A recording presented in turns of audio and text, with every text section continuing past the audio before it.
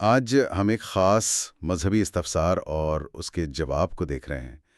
معاملہ ایک گاؤں کا ہے۔ وہاں ایک عالم دین ہے، غیر شادی شدہ ہیں، اور وہ پریشان ہیں کیونکہ گاؤں میں خاص طور پر نوجوان خواتین میں دین سے کچھ دوری آ رہی ہے اور کچھ سماجی مسائل بھی کافی گمبھیر ہو رہے ہیں۔ جی، اور مسئلہ یہ ہے یعنی سوال یہ پوچھا گیا ہے کہ کیا یہ عالم صاحب جو غیر شادی شدہ ہیں ان حالات میں خواتین کو پردے کے پیچھے واز کر سکتے ہیں؟ کیونکہ کچھ لوگ اعتراض کر رہے ہیں ان کے غیر شادی شدہ ہونے پر۔ ہاں، اور ماخذ بتا رہا ہے کہ صورتحال مطلب تشویشناک ہے۔ ارتداد کا ذکر ہے، یعنی دین چھوڑنے کا رجحان ہے۔ کچھ لڑکیاں تو غیر مسلموں کے ساتھ چلی بھی گئی ہیں۔ جی، اور گھروں میں بھی دینی تعلیم کا کوئی خاص انتظام نہیں ہے۔ تو آئیے دیکھتے ہیں کہ اس خاص نازک صورتحال میں جو مذہبی رہنمائی دی گئی ہے وہ کیا کہتی ہے۔ دیکھیں، جو عالم دین سوال پوچھ رہے ہیں وہ تو ظاہر ہے اس مسئلے کا حل چاہتے ہیں۔ وہ ایمان کی اہمیت پر بات کرنا چاہتے ہیں تاکہ یہ ارتداد کا فتنہ رکے۔ لیکن وہ غیر شادی شدہ ہے، اس پر اعتراض ہے۔ جی، اسی پر اعتراض ہے۔ تو وہ یہ پوچھ رہے ہیں کہ اگر وہ پردے کا پورا اہتمام کریں اور دوسرے مرد بھی وہاں موجود ہوں اور باقی جو شرعی حدود ہیں ان کا بھی خیال رکھا جائے، جیسے مردوں عورتوں میں فاصلہ ہو، سنجیدہ ماحول ہو، تو کیا پھر بھی وہ بیان کر سکتے ہیں؟ تو اس پر جو جواب آیا ہے وہ کافی واضح ہے اور شاید کچھ لوگوں کے لیے غیر متوقع بھی ہو۔ جواب کہتا ہے کہ اصل فیصلہ کن چیز عالم دین کا شادی شدہ یا غیر شادی شدہ ہونا ہے ہی نہیں۔ اچھا، یہ تو عام خیال سے مختلف بات ہے۔ جی بالکل۔ بنیادی شرط صرف ایک ہے کہ بیان کے دوران فتنے کا اندیشہ نہ ہو۔ فتنے کا اندیشہ نہ ہو تو پھر جائز ہے؟ یہ فتنے کا اندیشہ، اس سے کیا مراد ہے؟ یہ تھوڑا سا جی میں واضح کرتی ہوں۔ یہاں فتنے کا اندیشہ سے مراد کوئی بھی ایسی حقیقی صورتحال ہے جس سے آپ سمجھے کوئی غیر اخلاقی مسئلہ پیدا ہو سکتا ہو، غلط فہمیاں ہوں، معاشرے میں کوئی بگاڑ ہو یا کوئی اور خرابی۔ اگر ایسا کوئی حقیقی خطرہ نہیں ہے نا، جی، تو پھر مردوں کی موجودگی میں پردے کے پیچھے خواتین کو واز کرنا یہ نہ صرف جائز ہے بلکہ اسے مستحسن کہا گیا ہے، یعنی ایک اچھا پسندیدہ عمل۔ یہ بات تو اہم ہے۔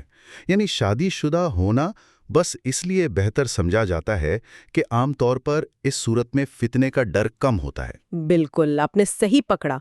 یہ کوئی لازمی شرط نہیں ہے۔ تو یہ کوئی شرط نہیں ہے؟ نہیں، بالکل نہیں۔ فتویٰ اسی بات کو آگے بڑھاتا ہے۔ کہتا ہے کہ اگر کوئی شادی شدہ عالم بھی واز کریں اور اس سے فتنے کا اندیشہ ہو، اچھا، تو ان کے لیے بھی جائز نہیں ہوگا۔ اور دوسری طرف اگر غیر شادی شدہ عالم کے بیان میں فتنے کا کوئی حقیقی اندیشہ نہیں ہے تو ان کے لیے جائز ہے۔ اصل معیار فتنے کا نہ ہونا ہے۔ لیکن یہ طے کون کرے گا؟ مطلب یہ اندازہ لگانا کہ فتنہ ہو سکتا ہے یا نہیں، یہ تو تھوڑا سبجیکٹو سا نہیں ہو جاتا؟ یہ ایک اچھا سوال ہے۔ جواب میں اس کی تفصیل تو نہیں ہے، لیکن عام طور پر یہ چیز حالات دیکھ کر طے ہوتی ہے۔ عالم دین کی اپنی شہرت کیسی ہے، ان کا تقویٰ کیسا ہے، بیان کا ماحول کیا ہے، احتیاط کیا کی جا رہی ہے۔ اچھا، اسی لیے جواب میں یہ بھی تجویز کیا گیا ہے نا کہ بیان کے وقت کچھ دوسرے معتبر مرد بھی موجود ہوں تو بہتر ہے۔ ہاں، تاکہ کوئی شبہ نہ رہے یا غلط فہمی نہ ہو۔ جی بالکل، اس سے گنجائش کم ہو جاتی ہے۔ سمجھ گیا۔ تو یہ احتیاطی تدابیر جیسے پردہ، دوسرے مردوں کا ہونا، یہ مدد کرتی ہیں یہ یقینی بنانے میں کہ فتنے کا اندیشہ نہ رہے؟ جی ہاں، اور خاص طور پر اس گاؤں کے جو حالات بتائے گئے ہیں جہاں ارتداد جیسا بڑا مسئلہ ہے، وہاں تو یہ اور بھی اہم ہو جاتا ہے۔